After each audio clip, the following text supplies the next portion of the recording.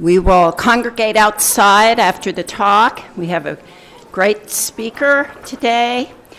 While people get settled, my name is Donna Cox, and I'm theme lead for Culture and Society that's co-hosting, collaborating on this event with the Design Dialogue series. I want you to take note that on March 13th, you'll see signs about the anniversary of HOWL and 20-year anniversary of Cyberfest that led to Ebertfest. And that is going to have a great reception, even bigger than this one, and speakers that include Chaz Ebert, Robin Barger, and Suk Choi. We have a panel, we'll have a reception, and we'll have wonderful demonstrations of technologies on the atrium and then upstairs, and you'll get to see movies and work that's been done by Ben Grosser, who is a faculty affiliate here at NCSA. So look for these, March 13th, a reception at 5:30, 6:30 is the panel. It is my pleasure to introduce our acting director, Dr. Bill Gropp, who is also the chief scientist at the National Center for Supercomputing Applications, and the Thomas Siebel Chair. Gropp has recently chaired the National Academy's Committee on the Future Directions of Advanced Computing, and recently won a very distinguished award from ACM IEEE Computer Society for the Ken Kennedy Award. I would like to welcome Dr. Gropp.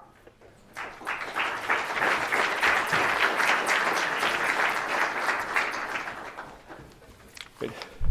Thank you, Donna. So we're having a short cascade of introducers here. So it's my pleasure to welcome you here. It's great to see everyone here. I will point out to the people in the back that it is possible to sit in the front. There are definitely some, there's still some seats available.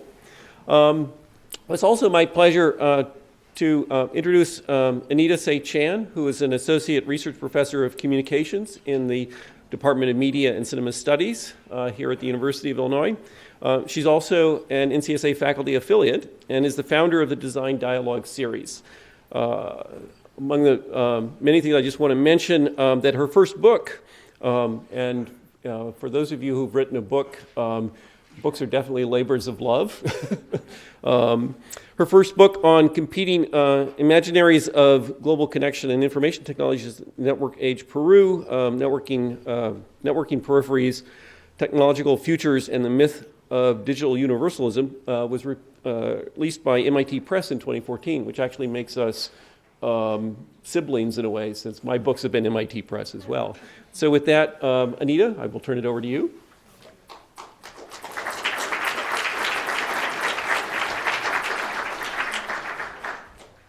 So great to see everyone here this morning, and to sort of complete this cascade, it is my honor to introduce Lucy Suchman, the speaker for today's NCSA colloquium, and a scholar whose career and contributions have of course been celebrated in fields spanning human-computer interaction, artificial intelligence, and science and technology studies. Professor Suchman holds a chair in the anthropology of science and technology at Lancaster University. She previously served as principal scientist at the renowned design center Xerox PARC, where during her 22-year-long tenure there, she co-founded the work practice and technology area, and where her path-breaking work has inspired whole generations of design and innovation researchers. Drawing on studies of work, science, technology studies, and feminist theory alike, she combined ethnographies of technologies in use with the development of new information systems and the design of interactive machines, receiving in 1988 the Xerox Corporate Research Group's Excellence in Science and Technology Award. Professor Suchman has served as program chair for the Computer-Supported Cooperative Work Conference and the Conference on Participatory Design of Computer Systems. She was a founding member of Computer Professionals for Social Responsibility and served on its board of directors from 1982 to 1990. Her books, Human-Machine Reconfigurations and Plans and Situated Actions, The Problem of Human-Machine Communication, are considered foundational texts in the fields of HCI and AI. She's a recipient of numerous awards, including the 2002 Benjamin Franklin Medal in Computer and Cognitive Science, the 2010 Lifetime Research Award from the Association of Computing Machinery's Special Interest Group on Computer-Human Interaction, and the 2014 John Desmond Bernal Prize for Distinguished Contribution to the Field of the Social Studies of Science. She is currently president of the Society for the Social Studies of Science and is a member of the International Committee for Robot Arms Control. And the breadth of her contributions is amazingly only equaled by her spirit and expansive generosity as a scholar, as any of us who have had time to interact with her over these last couple days have gotten to see. And if all of that work weren't enough, she also manages to occasionally blog at the site Robot Futures. Please join me in welcoming today's colloquium speaker, Lucy Suchman.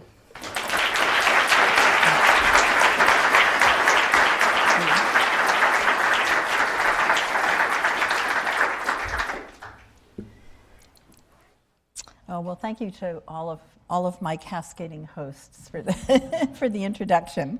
That's really lovely. So the title of my talk today, and I'm really pleased to be here. I'm here for a couple of days. I had a really interesting day yesterday and got a sense for the liveliness and diversity of the university. So just to say that at the outset. So the title of my talk today takes off from a research project of the same name, which was a collaboration with my colleagues and former PhD students at Lancaster University in the UK, Andre Dagny and Laura Watts. So the project began a decade ago now, in 2007, and it was inspired by the problem of how to think critically about innovation and future making. And note that when I say critically, which I will repeatedly throughout this talk, I mean in thinking about things critically, to me, means questioning received assumptions, examining their histories, examining their politics, and the point of doing that is to open up a space for other understandings and possibilities. So our project began with the question, what could it mean to understand sites of innovation, first and foremost as local places, situated within specific geographical, cultural, political, historical, economic circumstances? This sense of location is resonant with Donna Haraway's much-cited proposition, which I've put here, that, quote, the only way to find a larger vision is to be somewhere in particular, which is a challenge to the idea that our vision somehow expands as we let go of the specificity of place. So Haraway argues, on the contrary, that vision, both in the sense of perception, but also of generative imagination, that vision presupposes that it requires an appreciation of the specificity of what our particular location enables us to know, and equally importantly, of its inevitable partiality and its limits.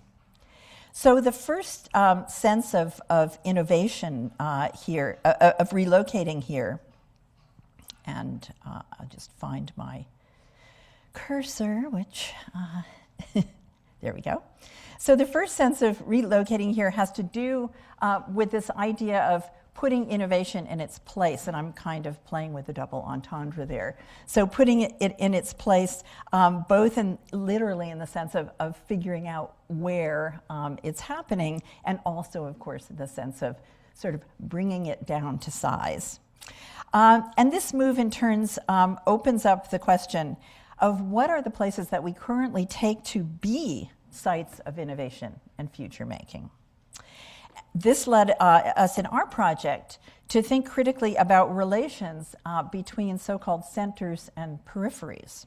And more specifically, we were interested in what happens if, rather than taking proximity or remoteness as somehow inherently a property of place, we ask how are particular places variously enacted as either central or peripheral, by whom and in relation to whom. So in terms of future making, The anthropologist Peter Redfield has argued, inspired by other post-colonial scholars, that post-colonial forms of future making require, as he puts it, geographies that have less certain centers. So one contribution that I've hoped to make is to represent those places that are currently enacted as centers of innovation in a way that makes more clear what we could call their provincial contingencies, as well as the ongoing everyday practices that are required to sustain their reproduction as central. This kind of decentering, in turn, can help to refocus attention from those places that are identified as centers of innovation currently to other currently marginalized places where generative future making is also and even arguably more inventively underway. So that's the second sense of relocating that I'm after. That is finding it in new places, finding innovation in new places. Now, I don't want to go any further without acknowledging the powerful connections between this project and Anita Sechan's rich ethnography, which has just been referred to, and I know Anita's giving a lecture on it, so I won't go on at great length. So her ethnography of the tensions between state-sponsored and grassroots innovation in Peru. And she opens her book with this statement: as much as the authoritative role of innovation centers for extending design and invention is rarely questioned, so too is the periphery viewed unquestioningly as a zone of diffusion and simple uptake of such designs. But the periphery is hardly so passive or uninventive. So this is clearly, closely connected to what I'm going to be talking about. Anita's research in the city of Lima and in the northern Peruvian village of Chulucanas shows with poignant clarity how state-sponsored initiatives that are launched in the name of preserving traditional craft practices can result instead in the selective and highly divisive transformation of social relations and material artifacts. So Chulucana ceramicists were urged to remake themselves as entrepreneurial producers with global connections, which in turn necessitated that their artifacts be remade into mass-producible commodities for consumers like us in the global north.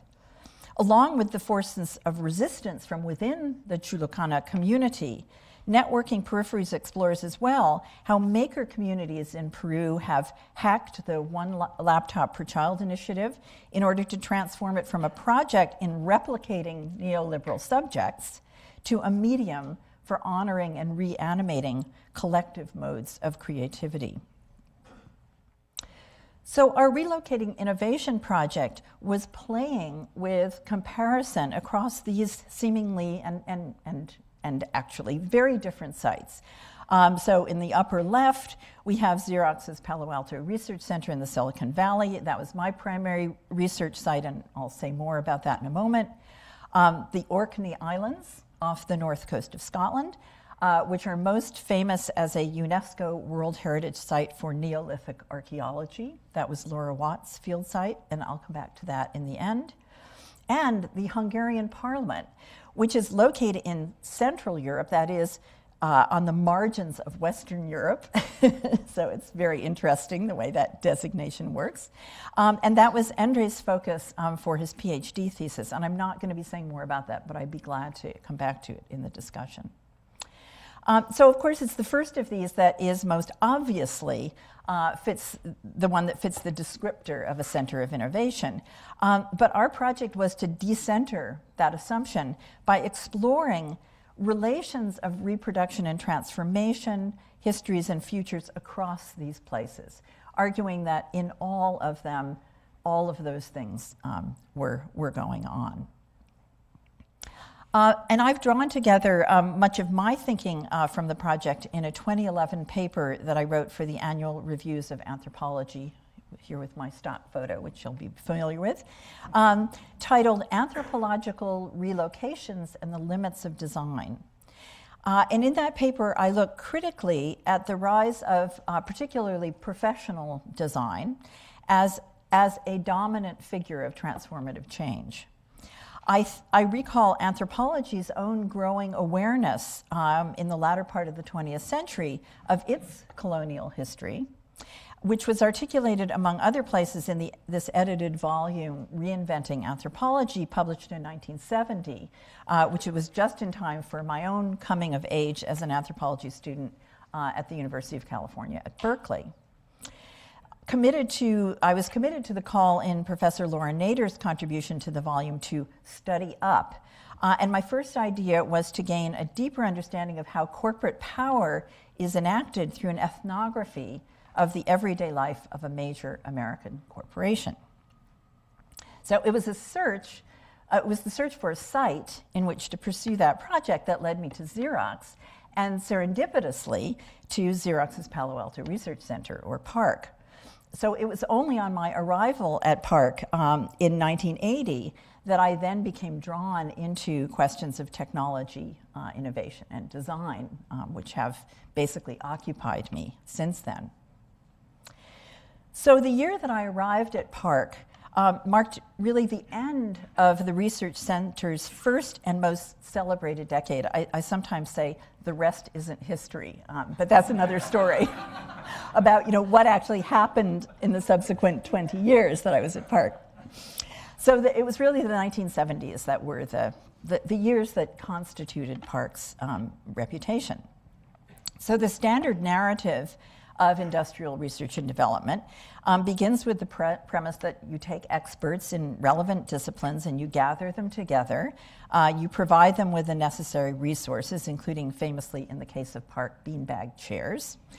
And then through their association, new scientific insights are translated into useful and tangible and profitable goods. So there are endless discussions about technology transfer, which debate the effectiveness of that process, but the basic narrative goes largely unexamined.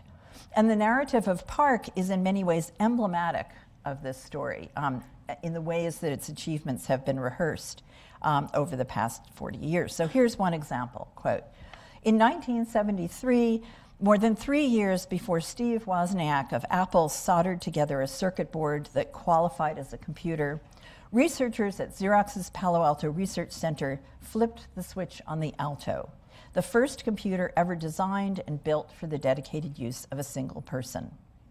They called this entirely new approach personal distributed computing. Their design and philosophy challenged accepted wisdom about the relationship between people and digital processors. Mainline computer people scoffed at the notion of one computer for each person. The Xerox team built the Alto.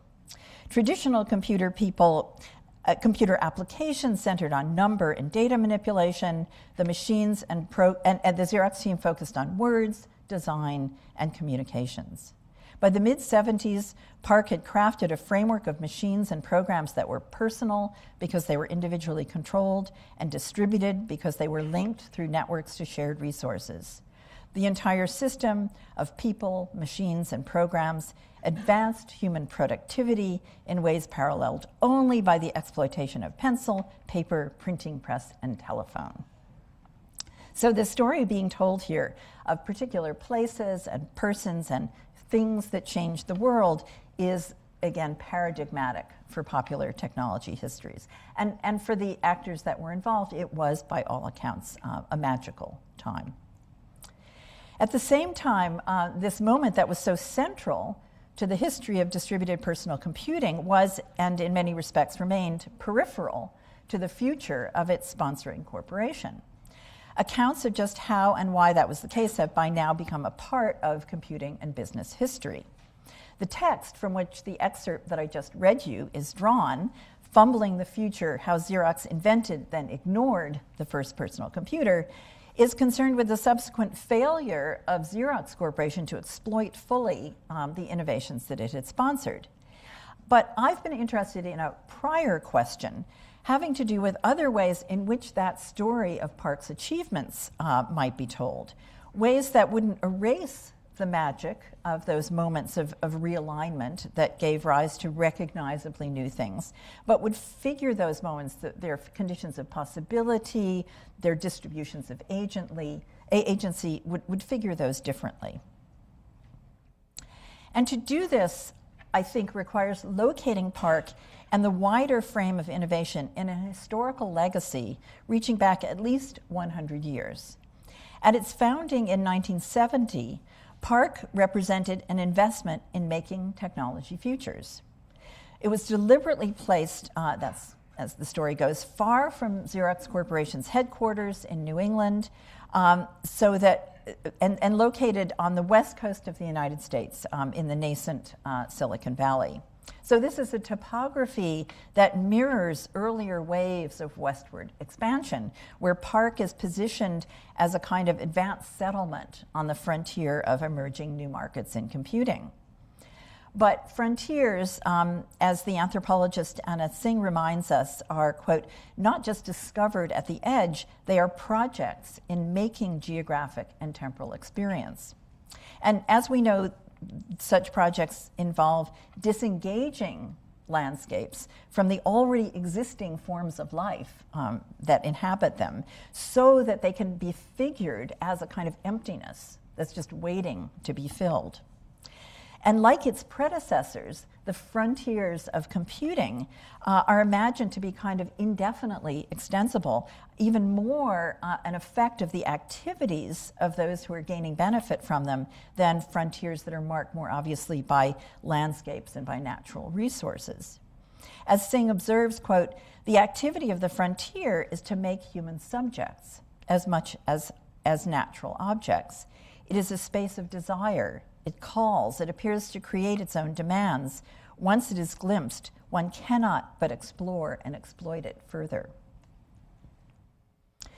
Now, this attention to what we can think of as a kind of colonial present resonates with the idea developed in the work of scholars like those who are collected in this wonderful volume, Histories of the Future, that the idea that the future isn't a kind of temporal period that exists somewhere beyond the present, but the future is always an effect of discursive and material practice that are enacted in the present moment. And they are clearly haunted by all sorts of memories, they're animated by imaginings of things to come, but futures are made always now. Their importance to us is that we're living with them in the present moment. So with that in mind, I opened my annual reviews paper with a recollection from an evening around 1995. I was driving my car down Hillview Avenue, heading home from PARC, and I was listening to NPR, and I heard this assertion, which was spoken by a Silicon Valley technologist who was being interviewed, and he said, "The future arrives sooner here." Now, these words are worth looking at more closely. So first of all, they're performatively constituting a place, a here, which is the place from which the speaker is speaking. And of course, that here is taken to be an indexical reference to a kind of identifiable territory, which is the Silicon Valley. That's where we've been told the interviewer is located. And that, in turn, of course, helps to perform the existence of such a place, the Silicon Valley, once again by referring to it as if it were self-evidently here, and once again naming it that way. But in this positing of this place as a kind of vanguard of a singular future, the future, and a future that is universal, these words are really kind of reiterating a very familiar 19th century past. And I hope from what I've just said, you can see how that works.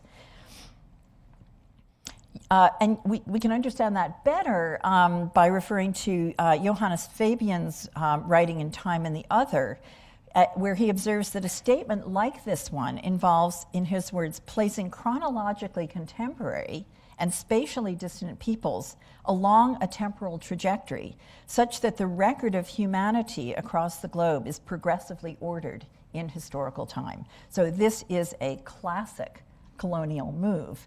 And we can see that the kind of temporal ordering that's enacted in a statement like "the future arrives sooner here" is in that sense also a colonizing move.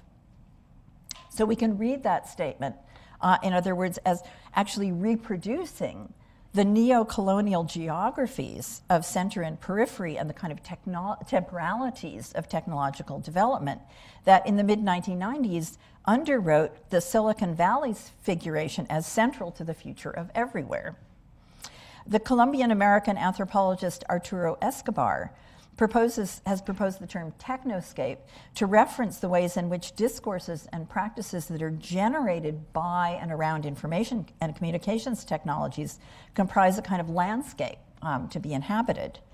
But of course, like other maps, depictions of the technoscape are not just an aid to navigating through an already existing territory, but actually propositions for a geography within which relevant subjects and objects might claim their place.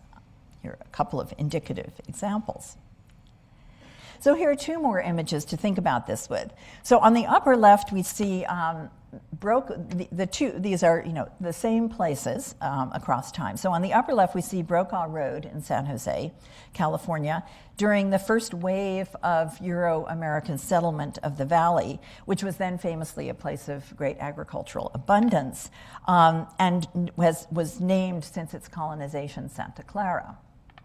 In the lower right, we see the same place just over 100 years later, in roughly the present moment. And so, of course, I'm making a difference by setting a contrast, by setting these two images side by side, a contrast between this kind of agrarian past and what I guess we would need to think about as a sort of post-industrial present, materialized in the shady greenness of the organic plant life on the one hand and the bare grayness of concrete. But what I'm really taken by in the photo in the lower left is the signage on the side of the building, which, as we look more closely, we see announces this as the home of Excess Solutions. So this is a reseller of surplus electronics equipment. So my question is, how does it come to be that we have an excess of solutions? And what is the process by which these solutions make their problems? So first, the need for information technologies, and now the need for their disposal. In writing about the limits of design, I take as a case of design hubris. I could pick many, but this is one of my favorites. The project titled Massive Change, The Future of Global Design, which was launched around 2005 by Canadian designer and architect Bruce Mao and his Institute Without Boundaries, which is actually his relatively small team of people operating out of his studio in Toronto. So the website explains, design has emerged as one of the world's most powerful forces. It has placed us at the beginning of a new, unprecedented period of human possibility, where all economies and ecologies are becoming global, relational, and interconnected. So design has emerged as a kind of force of nature, according to this discourse. And it now places us at the beginning of something new, unprecedented, and global. And this announced tipping point of the past and the future is a hallmark of new things. So we have capacity, which is represented through a supercomputer made even more super by a kind of fisheye lens, promises that we can now, quote, plan and produce desired outcomes through design at unprecedented scale. And then this leads, seemingly inexorably via this orange arrow, to the global scale, a cycle of movement of things that, while seemingly circular, presumably head somewhere that we want to go. This is confirmed by the resulting optimism that we can or will, for the first time in history, quote, minimize unintended consequences and maximize positive outcomes, delivering innovations like the Hippo Roller, which is a polyurethane drum designed by South African designers Petty Penzer and Johan Jonker to enable the transport of 20 gallons of water over rough terrain with minimal strain on the body. Now, this is not, as far as I can tell, itself a project of the Massive Change Institute, but is rather funded and distributed through the World Food Program and other NGOs. But nonetheless, it's here in this context as our reasons for optimism. Now, the website continues with this diagram, which again I think is worth a closer read. So the text reads, no longer simply associated simply with objects and appearances, so there's a kind of progressive history being told here, a very familiar move of diminishing design as it has been. You know, design has up until now been associated simply with objects and appearances. So by diminishing design, we now open space for design as it's becoming. And then it continues, design is increasingly understood in a much wider sense as the human capacity to plan and produce desired outcomes. So there's this kind of passive grammatical construction. Design is increasingly understood, and a kind of that with the implication that design rationality is everything now and is universal to human being. This is increasingly understood. It continues, nature itself has fallen to the regime of design, so we have a kind of unapologetic return to the supremacy of man over nature, and design moves from being central to being all-encompassing. And then the text continues, we must ask ourselves, now that we can do anything, what will we do? So my question is, who is the we that's being hailed here to ask and answer this question on behalf of everyone? And what have we so evidently not learned about the limits of design? So if we trace the genealogy of this proposition that we can do anything, it might take us back again to the 1970s, which was a particular decade in the history of professional design in the United States. So we get the first call for a science of design, commonly attributed to Herbert Simon's manifesto, The Sciences of the Artificial, which was based on a series of lectures that were delivered. We can imagine the audience was made up largely of scientists and engineers, lectures delivered at MIT in 1969. So, trained as a political scientist, Simon received the Turing Award in 1975 for his contributions to artificial intelligence and the psychology of human cognition. And then 3 years later, he received a Nobel Prize in economics for, quote, his pioneering research in the pioneering research into the decision-making process within economic organizations. So Simon's design palette then encompassed the multiple sites that are targeted for a science and technology of enhanced rationality in the mid-20th century, from brains to boardrooms. And for Simon, the road to scientific legitimacy for design was paved with a requisite reduction in so-called intuitive judgment in favor of demonstrable rationalities, a move from, in his words, soft cookbooky knowledge to a body of tough, analytic, teachable doctrine. Those are quotes from The Sciences of the Artificial.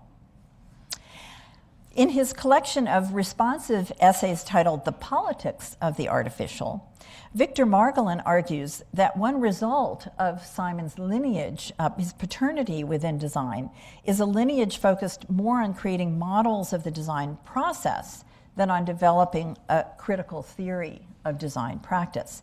And in thinking of design as a social practice, Margolin argues, we're always obliged to consider and evaluate the conditions in which it occurs. So he concludes that, quote, if designers are going to realize the full potential of design thought, then they should also learn to analyze how the situations that frame design practice are themselves constructed. An argument very resonant with the one that I'm making. And in calling for a more open conception of design activity, Margolin urges a positioning of history and theory and criticism as central rather than peripheral elements of design education, including critical examination of the conceptions of design theory that have been inherited from Simon and his followers. Phil Agre has developed this challenge further in his definition of a critical technical practice. So he writes, instead of seeking foundations, it would embrace the impossibility of foundations, guiding itself by a continually unfolding awareness of its own workings as a historically specific practice. It would make further inquiry into the practice an integral part of the practice itself. It would accept that this reflexive inquiry places all of its concepts and methods at risk, and it would regard this risk positively, not as a threat to rationality, but as the promise of better ways of doing things. Now, along with the writings of Margolin, Agri, and others calling for a critical design practice, I'm inspired as well by this book, The End of Capitalism as We Knew It, which was published in 1996 by the feminist economists Catherine Gibson and Julie Graham. And Gibson and Graham remind us in this book of the particular performative effects of words with initial capitals. So capitalism in their case. They're concerned with the ways in which those who are engaged critically with capitalist political economic forms might themselves be caught in enacting a kind of singularized capitalism as the figure for all forms of economic activity, and how that could work to actually obscure the multiplicity of economic relations that exist, and in that way serve to hold in place the institutions that we might want to transform. So it's in this disjuncture between the singularity of figures, usually signaled by their writing with an initial capital, the singularity of figures and their actual enacted multiplicities, they are suggesting that the interesting possibilities really lie. And this argument is not uniquely theirs, of course, but I think they articulate it very eloquently. So not surprisingly, what I'm suggesting is that the same could hold for those of us who want to be engaged in a critical and also generative way with the figure of innovation, in extricating ourselves from what strike me as the extraordinarily repetitive terms that have been available for us, to us for imagining practices and processes of transformative change. We can draw inspiration here as well, I think, from critical scholarship on discourses of development and, again, of colonial orderings, linear narratives of progress on which those orderings depend for their self-reproduction as models of change.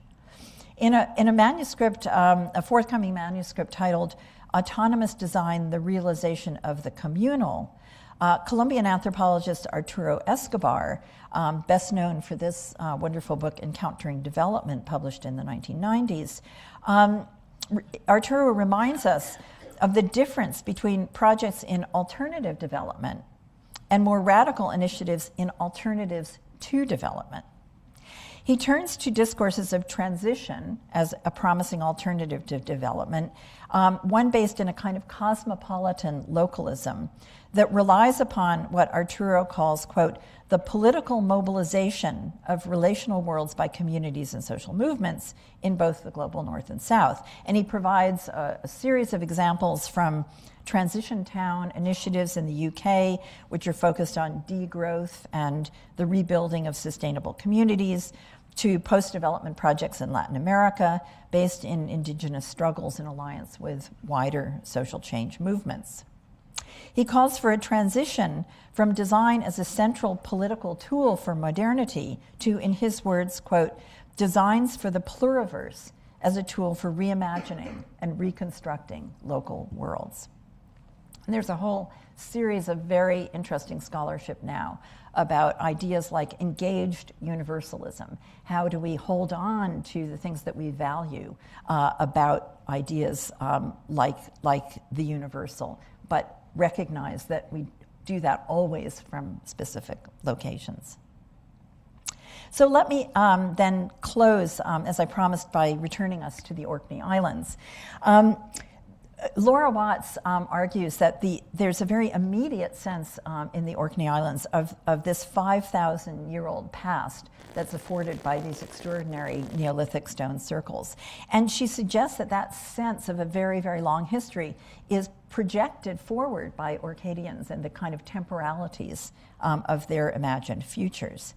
And that's a temporality that informs the technological projects that are going on the islands, one of which is the initiative that's been going for about 10 years now of the European Marine Energy Center, which is a kind of test site for devices for the production of wave and tidal energy.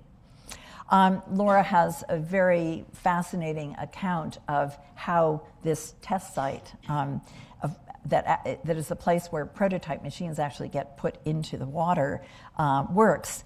But she also points out that one of the problems that the center has run into is the material limit of the undersea cable that could then, because Orkney is now generating more energy than they need, but there's only one undersea cable back to mainland Scotland and the UK.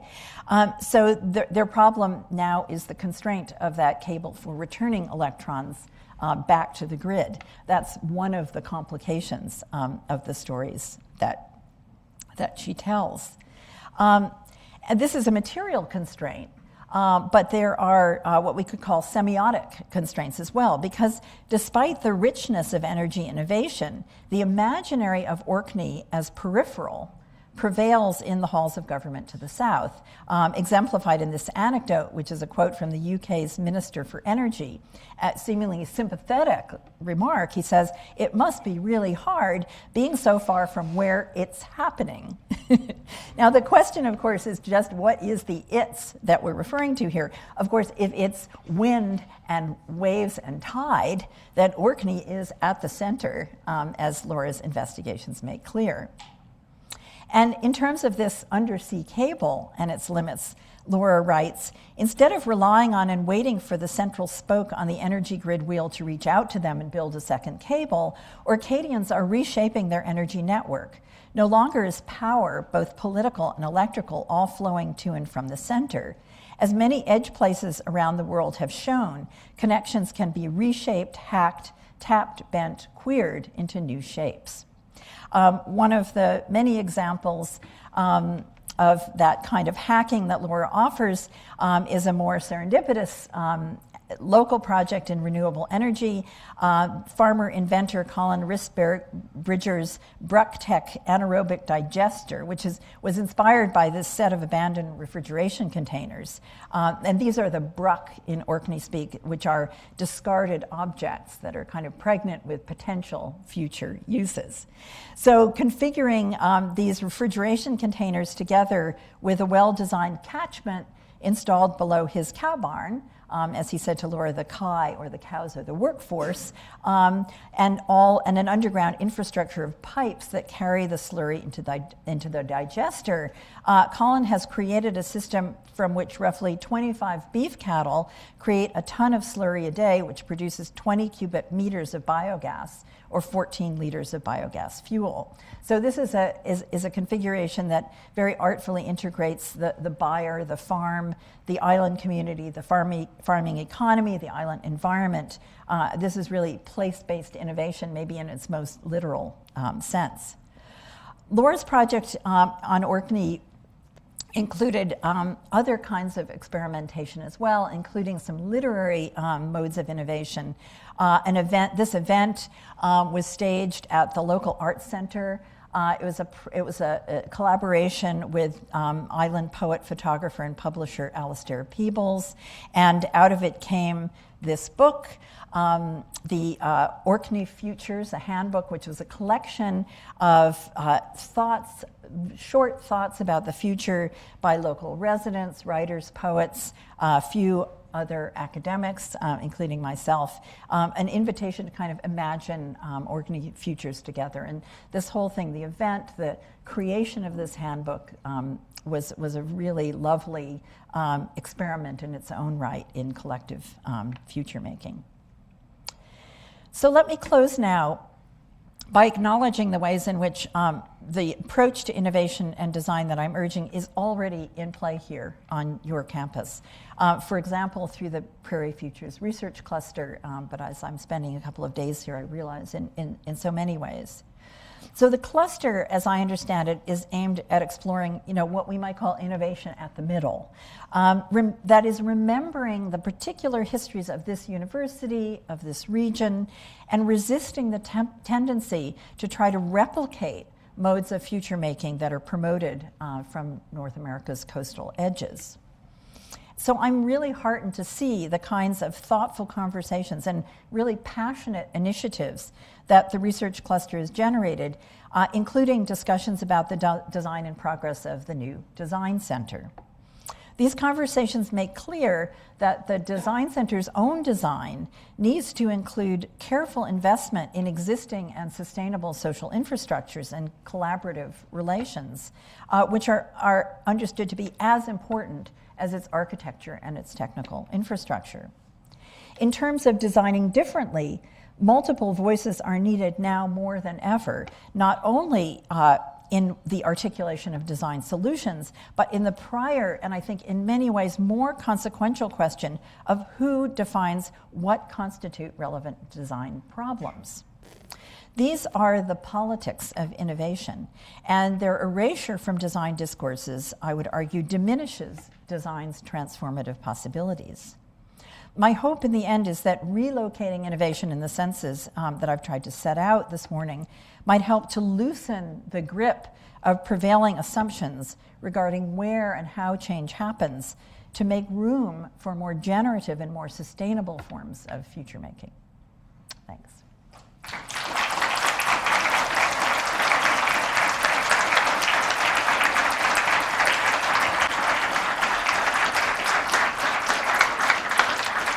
Thank you. We have time for some questions.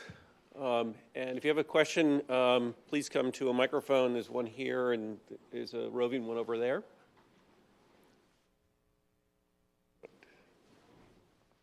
Hi, thank you for your talk so much. I wrote my question down so I phrase it properly.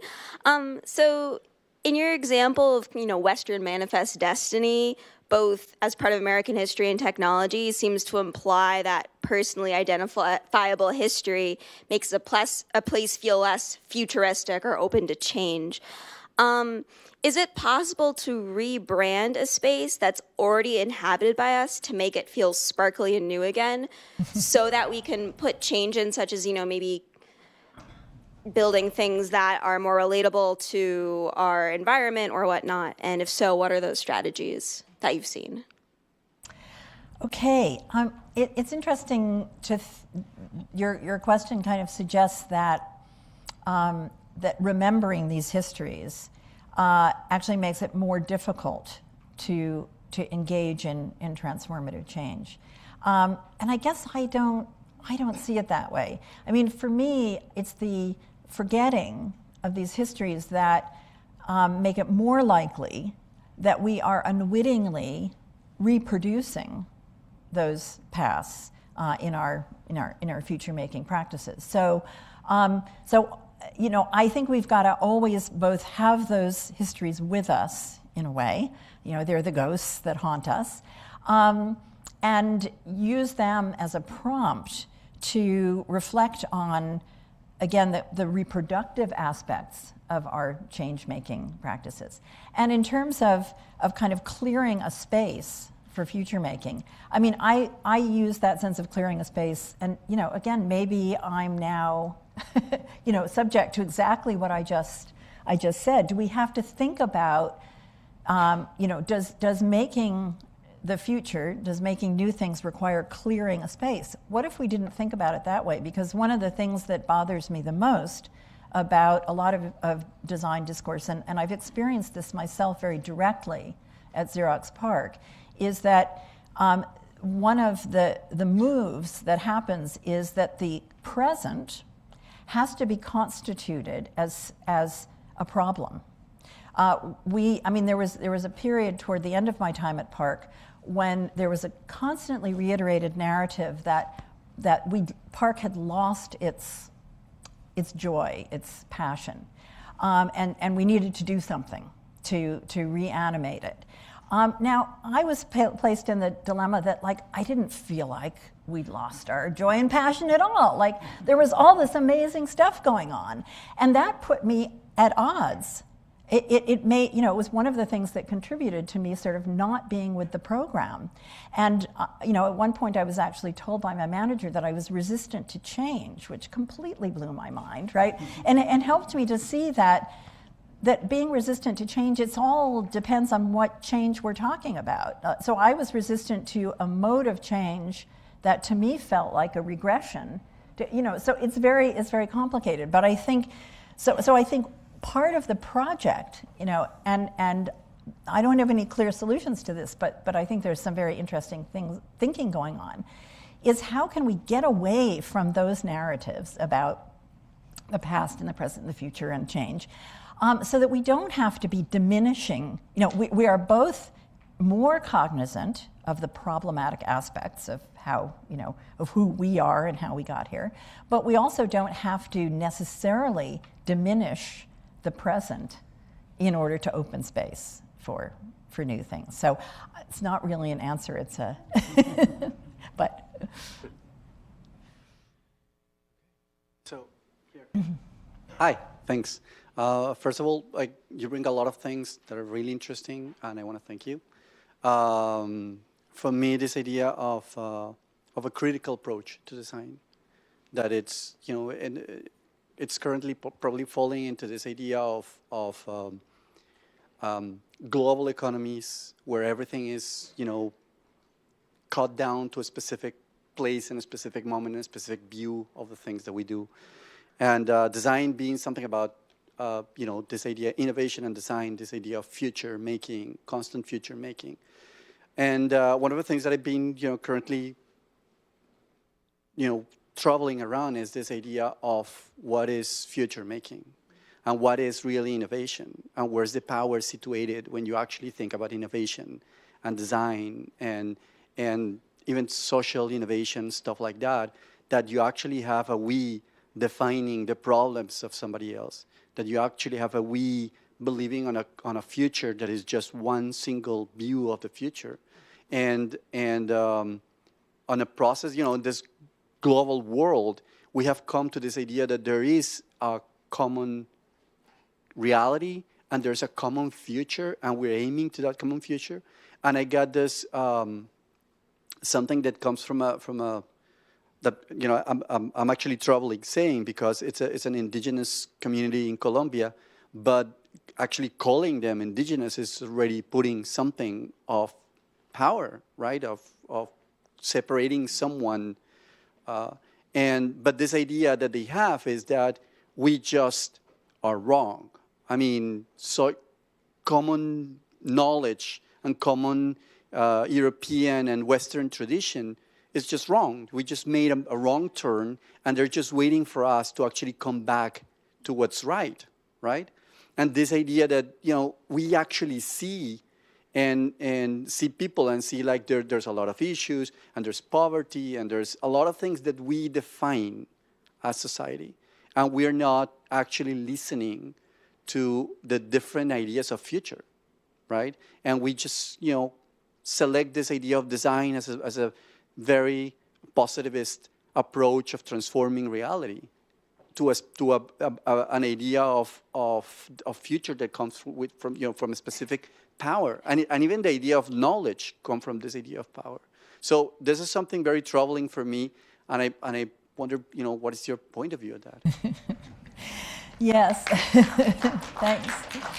Yeah, no, this is Donna Haraway, who I quoted at the outset, has a new book, and the title of it is "Staying with the Trouble," and it's about what you've raised are a series of troubles that we cannot resolve. I mean, we can't just kind of, it's either this or that, or these are troubles that we have to stay with. And to me, there's no way out of this, sort of neat and clean way out of this. But I think that the more that every time we use the term we, we are actually, and particularly at moments where we are speaking in a kind of representative mode, we have to question who's speaking for whom? Like, who are we?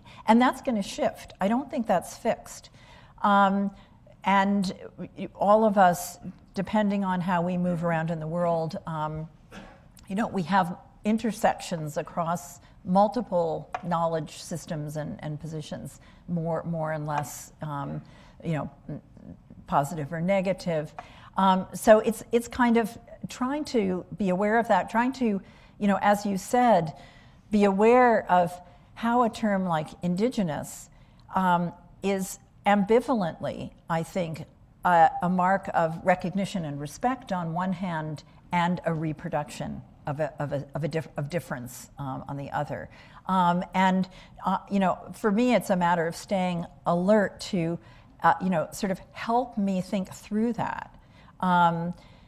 What are the implications of our ways of speaking, our ways of identifying ourselves and each other? It's messy. I think it's messy, and the best thing that we can do is recognize that and have a very, very heavy dose of humility in whatever it is that we're doing. I'd love to hear if other people have other responses to that, but that's kind of how I think about it. Thank you very much for the lecture. It's very, very inspiring. My question is, you mentioned something about like how the capitalism actually shape our like single perspective about future. Like with the given the globalization and the cost, the global condition, how much chance do you think we have to reverse or even just to resist this condition or this trend? Yes, well, that's a really, really important question. And there are all sorts of forms of resistance that I think are important. And also, I think that part of the argument, and that's why I love this book, The End of Capitalism as We Knew It, is that the argument there is that we want to take care that we both recognize the force of translation of global commodity capitalism, and Anita's book is, very powerfully about that question.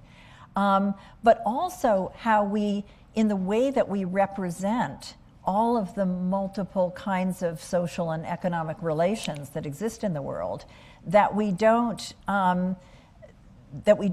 make it more difficult to see that there actually are already alternative economic relations in the world, that there are many other modes of exchange. And I think, that's being practiced self-consciously now among various communities, even within the United States. Maker communities. I went to the CU Fab Lab yesterday. There's a really different economy operating there. So let's actually, make that more visible and learn from that, and not let this overwhelming sense of capitalism, with an initial cap, just kind of completely diminish our ability to see and imagine and enact those kinds of alternatives. One last question. Right here. Again, thanks for speaking. It was a great talk. I wanted to mention, so you mentioned a lot of time in Silicon Valley at the PARC, and you said how the future is here. Future is in Silicon Valley. And I've asked this question to quite a few people, and do you think innovation needs to come from a community that's focused on, an entrepreneurial focused community, a community focused on being innovative, or do you think it can come from large companies existing? What's your kind of thoughts on, does true innovation come from people who are devoting their time to innovation, or can it come up from other areas? Yeah, no, that's a great question. I absolutely think that, that's why innovation with an initial cap it operates in a similar way, right? The idea, so I think we really need to question first of all, question the innovativeness of self-identified innovators and centers of innovation. And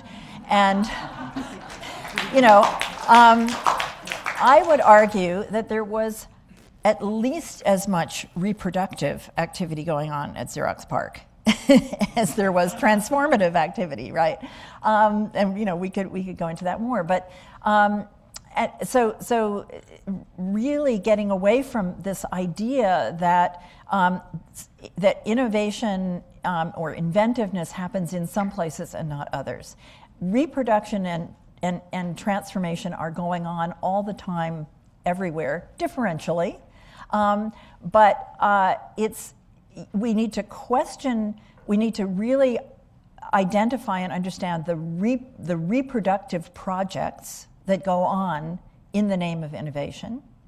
And I think some of the most, the most prominent sites of innovation are, I'm going to say this, the most reproductive and regressive institutions. And on the other hand, really recognize modes of inventiveness.